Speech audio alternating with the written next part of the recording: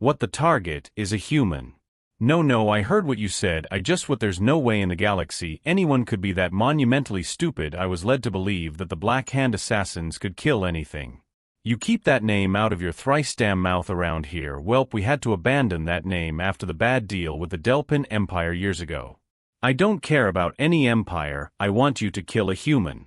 The assassin's mandibles clicked angrily in agitation. We don't take contracts to kill humans. Then I'll just contract someone else.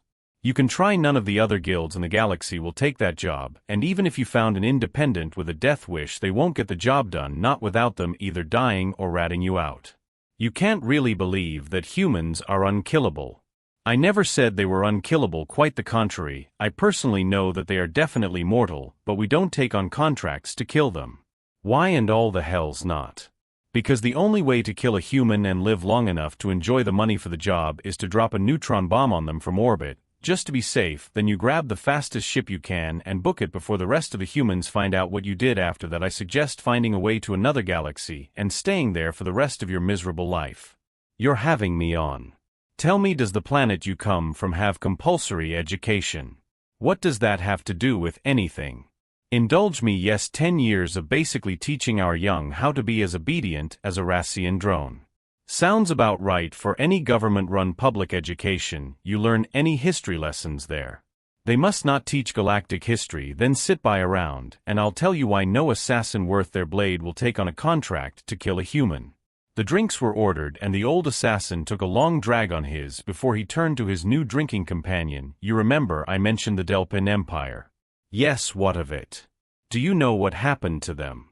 Their empire broke after they poured too many resources into trying to tame a death world. That death world is the human cradle world, and the planet didn't break the Delpin, the humans did. How?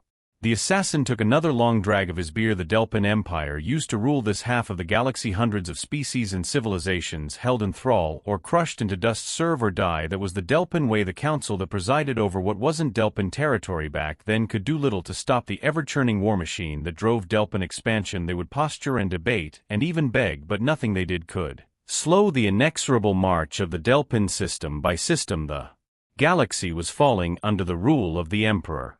Then they happened upon a system that was called Sol by its inhabitants. The name wasn't being used for any other system, so the Delpin let them keep it. The humans resided on the third planet in the system. Poor sods, they had just started really exploring their home system when the Delpin came knocking. The humans were divided into various socio-economic groups that they called countries. This made it easier for the Delpin, as the fractured nations of humans were slow to respond, and the legions swept across the land without their next target being any the wiser about their doom approaching thanks to communication jammers. Despite all these disadvantages, the humans resisted mightily. One galactic standard month, that's how long it took for the Delpin to claim dominion over the planet. Most pre-FTL worlds fell within a week, but those humans fought like demons, especially when the remaining countries finally figured out that they were being invaded. They even managed to bring the Delpin ground troops to a halt once before reinforcements were dropped in. The last bastion of resistance fell.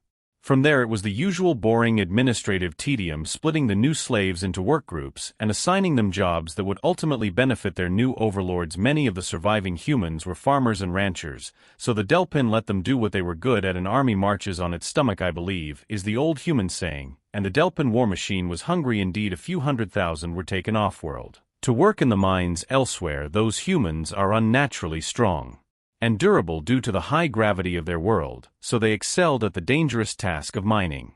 The worlds and species conquered by the Delpin usually followed a handful of events as though they were reading from the same script. First, there was a year or two where the overlords and administrators would have to be very liberal with the whip until the slaves learned the new order of things. Then there'd be a few years of relative peace, followed by a period of rebellions and uprisings. 5 to 10 years after the initial conquest. Once those were beaten down, there usually wasn't enough fight left to try again, so the survivors just gave up hope. These humans didn't follow the script. They grudgingly fell in line a few months after the invasion was done, and when the expected uprisings never happened, I imagine the Delpin were feeling pretty proud of themselves for beating the fight out of the primates. If I only had one compliment to give the humans, it would be this: they are natural hunters. They know how to wait patiently for the perfect time to strike. For 20 Earth years the humans worked and lived and bred like cling rats. Not that the Delphin cared how many more humans were being born, more meat for the grinder. They would say they would even give incentives like extra rations and special privileges if a human female produced more than 4 offspring. If only the Delphin knew the humans weren't breeding more workers, they were growing an army. The human administrators and rulers that surrendered to the Delphin were at least half fake puppets, sent to give the illusion of surrender, while the real governments hid underground, literally in some cases, and continued to direct their forces. Hidden training camps, nighttime schools, secretly printed pamphlets about how to one day throw off the chains of oppression. Those humans were clever in hiding it all from their overlords. Then when the Delphin warfront was dozens of systems away on their conquest of the galaxy, it was time. The human leaders, long hidden in their secret holes, had been planning, while scraps of stolen Delphin tech were being meticulously reverse-engineered by their scientists. They had been gathering resources for their rebellion since they surrendered, while the Delphin had been gloating. The humans were preparing, and now finally ready, they made their move.